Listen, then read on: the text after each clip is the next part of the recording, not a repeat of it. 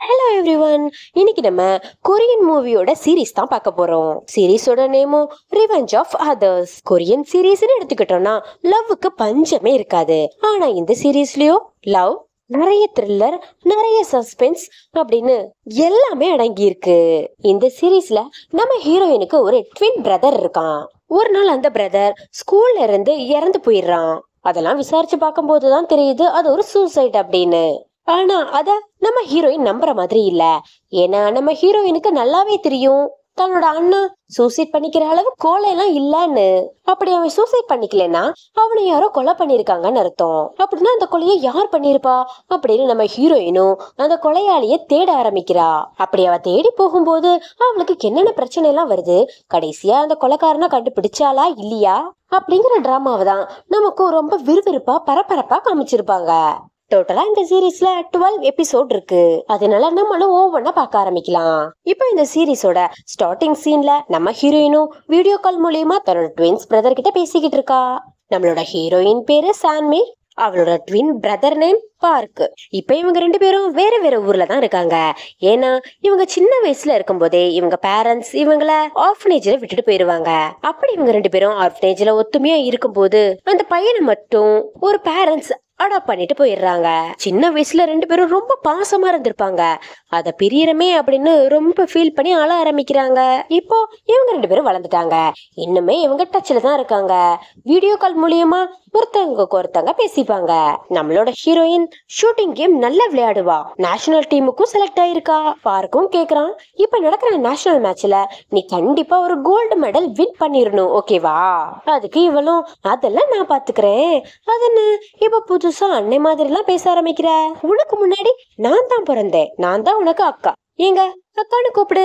இல்ல இல்ல, நான் தான் உன்னோட அண்ணா. ஏய், நான் தான் உன்னோட அக்கா. ஒழுங்கா அக்கானு கூப்பிடு.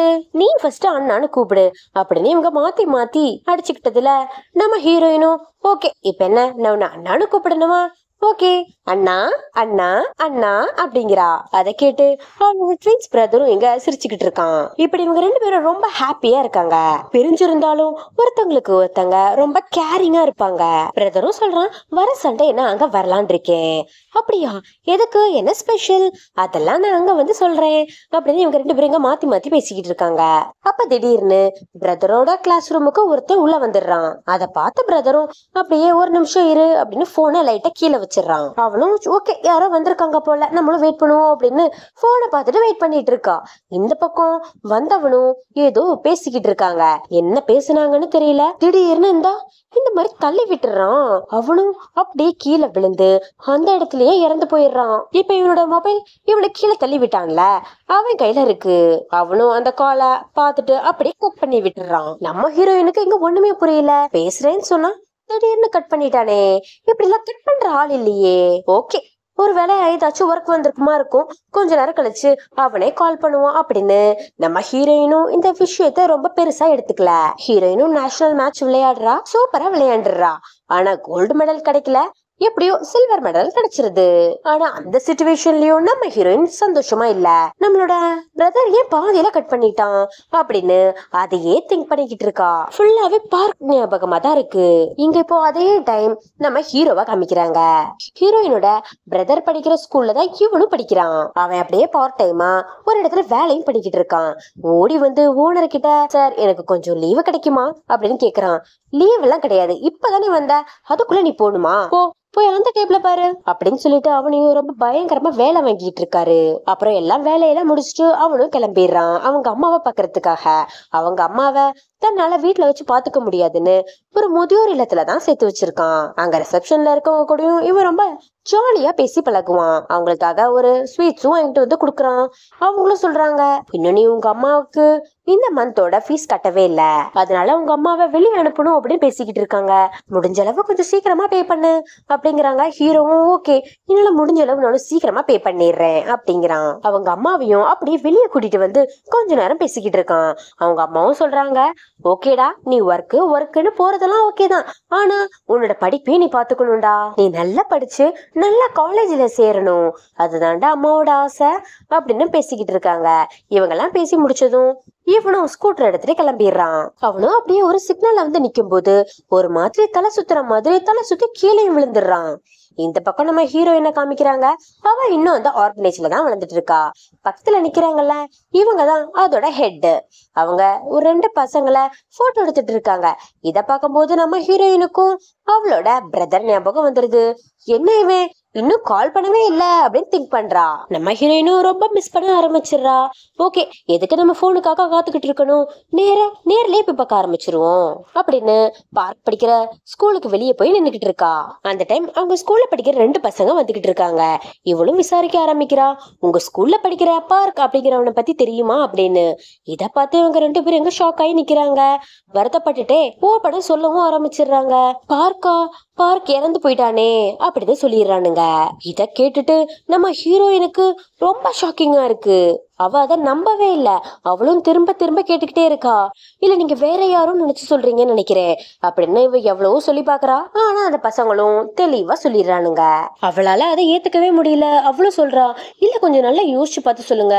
கொஞ்ச நாளைக்கு முன்னாடி தான் நான் அவன் கிட்ட பேசினேன். இல்லம்மா, கொஞ்ச நாளைக்கு முன்னாடிதான் அவனும் சூசைட் பண்ணி இறந்துட்டாமா அப்படின்னு இந்த பசங்களும் சொல்றாங்க.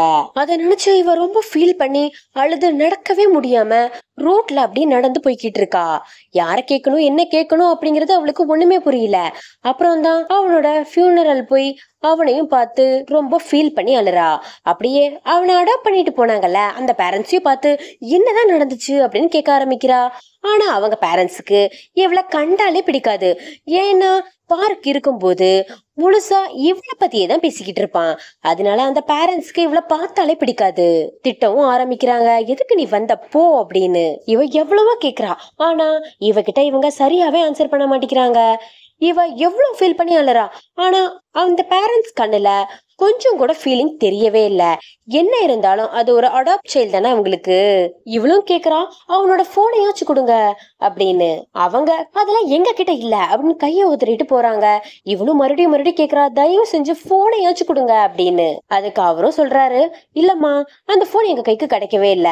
அவன் இறக்கும் போது கூட அவன் போன் எங்க மிஸ் ஆயிருச்சுன்னு தெரியல அப்படின்னு சொல்றாரு. நம்ம ஹீரோயினும் இங்க ரொம்ப ஃபீல் பண்ணிட்டு, ஆனா அவ சும்மா விடுற மாதிரி தெரியல. உடனே போலீஸ் ஸ்டேஷன் வரா. போலீஸ் ஸ்டேஷன்லயும் அந்த கேஸ் தான் பாத்துட்டு இருக்காங்க. இவளும் பொறுமையா சொல்ல ஆரம்பிக்கிறா, இப்ப சூசைட் பண்ணான்னு சொல்றீங்கல்ல, அந்த பார்க்கோட ட்வின் சிஸ்டர் தான் நானு.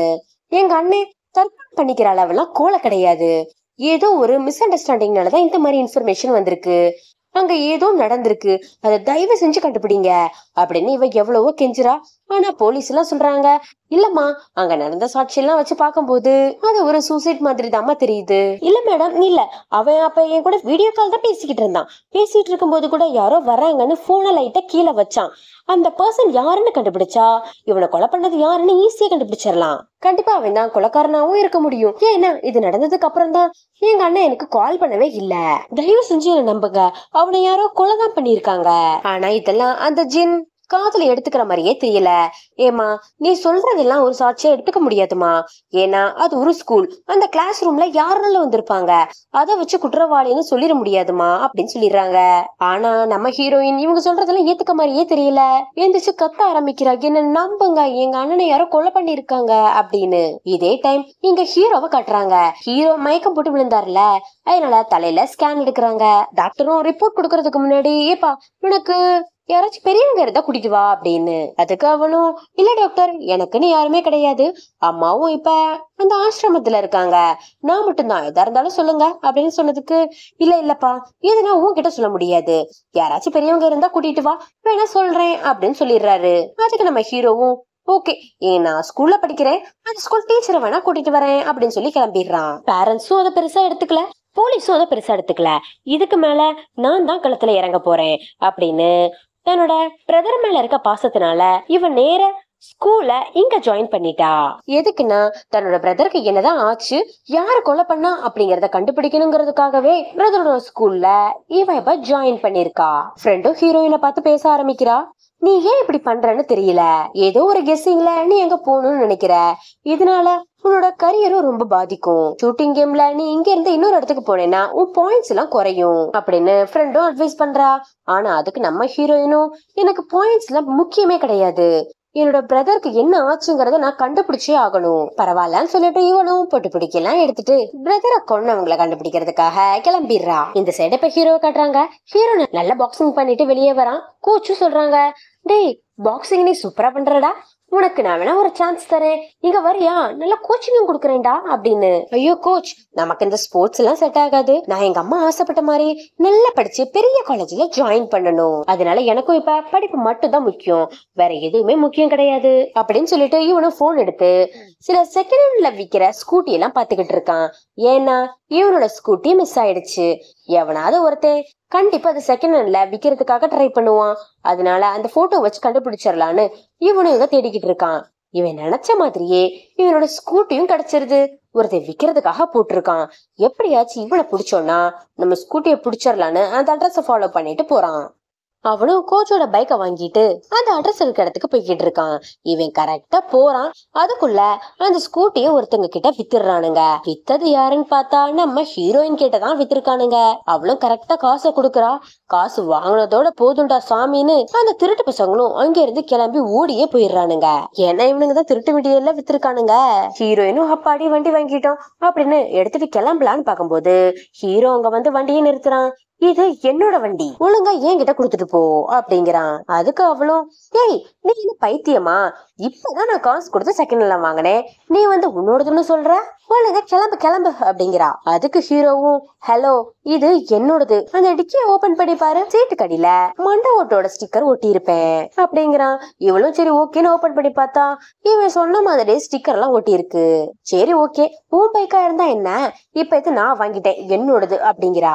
ஏமா இது திருட்டு பைக்குமா, என்கிட்ட இருந்து திருடி உன்கிட்ட வித்திருக்கான், அது எப்படி உன் பைக் ஆகும் அப்படின்னு இவங்க ரெண்டு பேரும் இங்க ஆர்கியூ பண்ணிக்கிட்டு இருக்கும் போதே அவன் அந்த வண்டிய வெளியே பார்க் பண்ணிட்டு வந்தான்ல, அங்க வந்து ஒரு பெரிய வண்டியை மூவ் பண்ணு அப்படின்னு சொல்லி ஹார்ன் அடிக்குது. வேற என்ன பண்றது, தன்னோட பைக்கை நகர்த்தி ஆகணுமேனு இவனும் பைக்கை நகர்த்தலான்னு அங்க போய் பைக் எடுத்து கிளம்புறதுக்குள்ள இவன் இங்க விவரமா ஸ்கூட்டி எடுத்துட்டு ஓடியே போய் எஸ்கேப் ஆயிடுறா. அப்படியே ரெண்டுக்கும் ஒரு வீட்டுல ஸ்டே பண்ண ஆரம்பிக்கிறா. இப்ப இங்க வண்டியை கீழே பார்க் பண்ணிருப்பாள்ல, அங்க அந்த வண்டியை வித்த ரெண்டு பசங்க வர்றானுங்க. அவளோட வண்டியில டிராக்கரும் பிக்ஸ் பண்ணிருப்பாங்க போல. அதனால அப்படியே ஃபாலோ பண்ணி வந்து ஸ்பேர் கீ ஒண்ணு இவனுங்க கையிலேயே வச்சிருப்பானுங்க. அதை யூஸ் பண்ணி அந்த லாக் எல்லாம் ரிமூவ் பண்ணிடுறானுங்க. மறுபடியும் அதை இவகிட்ட இருந்து திருடிட்டு போய் இன்னொருத்திக்கிட்ட விக்கலான்னு பிளான் போடுறானுங்க. இத நம்ம ஹீரோ அங்க இருந்து பாத்துடுறான். டேய் செம்ம திருட்டு பசங்களா இருக்கீங்கடா நீங்க, ஆல்ரெடி வித்ததே திருட்டு பைக்கு, அத இங்க இருந்து வேற திருடுறீங்களா, உங்களுக்கு எவ்வளவு கொழுப்பு இருக்கும் அப்படின்னு அப்படியே துரத்தி பிடிக்க ஆரம்பிக்கிறான். அந்த பசங்களும் அங்க இருந்து ஓடுன்னு ஓடுறானுங்க. அப்புறம் ரெண்டு பேருக்கும் சண்டை நடக்குது. அந்த சண்டையில அந்த திருட்டு பசங்களும் பூத்தொட்டி எடுத்து ஹீரோவோட தலையிலேயே அடிச்சிடறானுங்க. இவனுக்கும் அப்படியே தலை சுத்த ஆரம்பிக்குது. பின்னாடி ஒரு வண்டி இவனை இடிக்கிற மாதிரி வருது. அந்த டைம் கரெக்டா நம்ம ஹீரோயின் வந்து ஹீரோவை காப்பாத்திடுறா. ஹீரோயினும் சொல்றான், ஏய் நான் உன் உயிரெல்லாம் காப்பாத்திருக்கேன், இதுக்கு மேல நீ வண்டியை தேடிலாம் வரக்கூடாது என்ன, ஓகேவா, நானும் அதை காசு கொடுத்துதானே வாங்கியிருக்கேன், அப்ப அது எனக்கும் தானே சொந்தம். இவனும் என்ன பண்றதுன்னு தெரியாம அப்படியே விட்டுறான். மறுநாளும் ஸ்கூலுக்கு ரெண்டு பேரும் கிளம்பி வர்றாங்க. ரெண்டு பேரும் ஒருத்தர் பாத்துக்கிட்டதுல இங்க அப்படியே போய் ஹீரோயின் கீழே விழுந்துடுறா. அதுவும் ஒரு குப்பை வண்டியில போய் விழுந்துடுறா. உடம்பெல்லாம் இப்ப ரொம்ப குப்பையா இருக்கு. ஓகேன்னு நம்ம ஹீரோ தான் தண்ணி எல்லாம் ஊத்தி ஹெல்ப் பண்றான். அதுல நம்ம ஹீரோயினோட ட்ரெஸ்ஸும் ஃபுல்லா நனைஞ்சிருது. அதனால ஹீரோவும் தன்னோட யூனிஃபார்மை கலட்டி அவளுக்கு கொடுத்துடுறான். ஓகேன்னு இவளும் அதை போட்டுட்டு ரெண்டு பேரும் ஒன்னா வந்து ஒரு இடத்துல வண்டிய பார்க் பண்றாங்க. அங்க இருந்த செக்யூரிட்டியும் வந்து ஹீரோயினை கேட்க ஆரம்பிக்கிறா, என்னம்மா இங்க வந்து வண்டி நிறுத்துற, இங்கெல்லாம் பைக் நிறுத்தக்கூடாது அப்படின்னு. அதுக்கு அவளும், அண்ணா இப்பதான் அவர் வந்து பைக் நிறுத்தினாரு, ஆனா நீங்க அவரை எதுவுமே சொல்லவே இல்ல, நான் பைக் நிறுத்தும் போது மட்டும் சொல்றீங்களே அப்படின்னு. ஏமா அவரு கோச், அவருக்கான பிளேஸ்ல தான் அவரை நிறுத்தியிருக்காரு, நீ தாம்மா தப்பா நிறுத்தியிருக்க அப்படின்னு சொல்லிட்டு அப்படியே அந்த யூனிஃபார்மை பார்க்கும் போதுதான் அதுல ஹீரோவோட நேம் பேட்ச் இருக்கு. அத பார்த்துட்டு இந்த செக்யூரிட்டியும் சிரிச்சிடுறாரு. ஓ நீ அவரோட கேர்ள் ஃப்ரெண்டா, ஓகே ஓகேமா நீ நிறுத்திக்கோ அப்படின்னு சொல்லிடுறாரு. இங்க ஹீரோ ரொம்ப செம்மையான சாக்லேட் பாய் போல, அவரை சுத்தி நிறைய கேர்ள்ஸ் ஃபேன் எல்லாம் வருவாங்க போல. நம்ம ஹீரோக்கும் பெரிய ஃபேன் பேஸே இருக்கு அப்படிங்கறது இப்பதான் தெரியுது. ஹீரோயின் உள்ள வரா. அவ போட்டிருக்க ட்ரெஸ் பார்த்து இங்க இருக்க பொண்ணுங்களுக்கு எல்லாம் செம்மையா காண்டாகுது. என்னடி இது, ஹீரோவோட யூனிஃபார்ம் இவ போட்டிருக்கா அப்படின்னு எல்லாரும் பொசசிவ்ல கொந்தளிக்கிறாங்க. இத தெரிஞ்சுக்கிட்ட ஒரு பொண்ணு ரொம்ப கோவப்படுறா. ஏன்னா இவ நம்ம ஹீரோவை லவ் பண்ணுவா போல. இவளோட பேர் என்னன்னா ஹைன். இவளும் கிளாஸ் ரூமுக்கு வரா. பார்த்தா ஹீரோவும் அதே கிளாஸ் ரூம்ல தான் இருக்கான். அவளும் தன்னை இன்ட்ரோடியூஸ் பண்ணிட்டு வந்து உட்காந்துக்கிறா. அங்க இருக்க அந்த டீச்சரும் கேட்க ஆரம்பிக்கிறாரு ஹீரோவை பார்த்து, டேய் எங்களோட யூனிஃபார்ம் காணும், நீ மட்டும் கலர்ல வந்திருக்க அப்படின்னு. ஹீரோயினுக்கு கொடுத்தது அந்த ஸ்டாஃபுக்கு தெரியாது. ஆனா இது தெரியாம நம்ம ஹீரோயினும் அந்த யூனிஃபார்ம் என்கிட்ட இருக்கு அப்படின்னு வளரிடுறா. இத பார்த்து அங்க இருக்கிற எல்லாரும் சிரிக்க ஆரம்பிக்கிறாங்க. அப்படியே ஹீரோவை கலாய்க்கவும் ஆரம்பிக்கிறாங்க. ஏய் உன்னோட யூனிஃபார்ம் எப்படி அவகிட்ட வந்துச்சு அப்படின்னு. என்ன ரெண்டு பேரும் டேட்டிங்கா அப்படின்னு கேக்குறானுங்க. இவனுங்க செம்மையா கலாய்க்கவும் ஆரம்பிச்சிடறானுங்க. இப்படி கலாய்ப்பாங்கன்னு தெரிஞ்சுதான் நம்ம ஹீரோவும் யூனிஃபார்ம வீட்லயே மறந்து வச்சுட்டு வந்துட்டேன் அப்படின்னு சொல்லலாம்னு வந்திருக்கும் போது நம்ம ஹீரோயின் இப்படி முந்திரி கொட்ட மாதிரி வாயை விட்டுருப்பா. இப்ப பிரேக்கும் விடுது. அவளும் வெளியே வந்து சுத்தி முத்தி பாத்துட்டு இருக்கா. என்னோட பார்க்கும் இங்க இப்படிதானே எங்க நடந்துகிட்டு இருந்திருப்பான், இந்த இடத்துல எல்லாம் அவனும் இருந்திருப்பான்ல அப்படின்னு. இப்படி இவளும் இங்க நிறைய இமேஜினேஷன்லாம் பண்ணி முடிக்கிறா. அங்க அவளுக்கு ஒரு ஃப்ரெண்டும் கிடைக்குது. ரெண்டு பேரும் ஒன்னாதான் உட்காந்து சாப்பிடுறாங்க. இவளோட பேர் ஜியோ. இவளுக்கு தெரியாது பார்க்கோட சிஸ்டர் தான் இவ அப்படின்னு.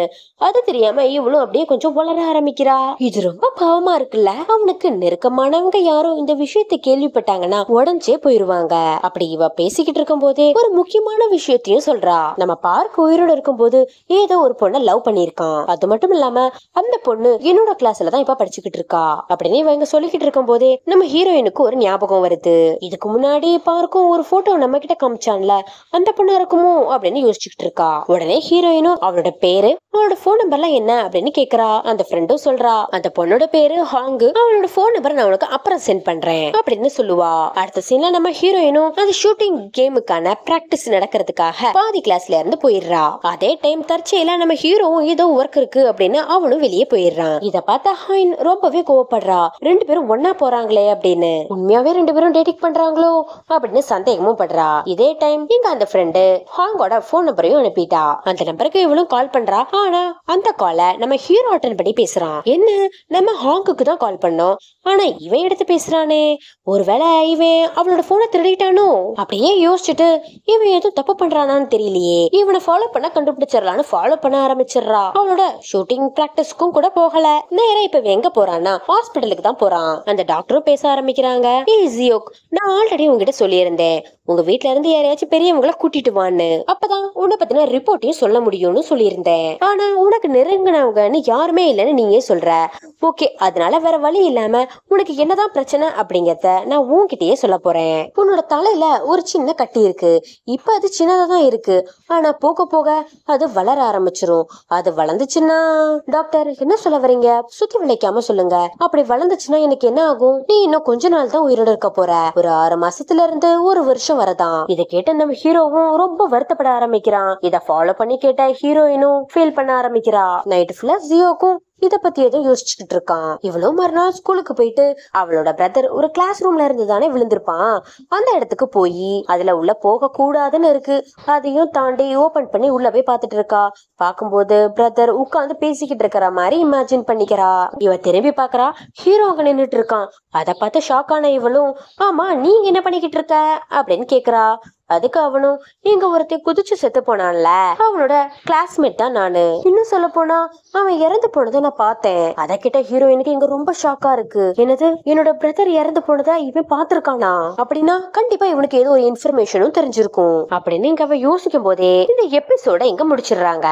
இந்த எபிசோட எப்படி இருக்குன்னு எல்லாரும் கமெண்ட் பண்ணுங்க. இந்த சீரிஸ் உங்களுக்கு பிடிச்சிருக்குன்னா லைக் பண்ணுங்க, ஷேர் பண்ணுங்க, சப்ஸ்கிரைப் பண்ணுங்க. தேங்க்யூ.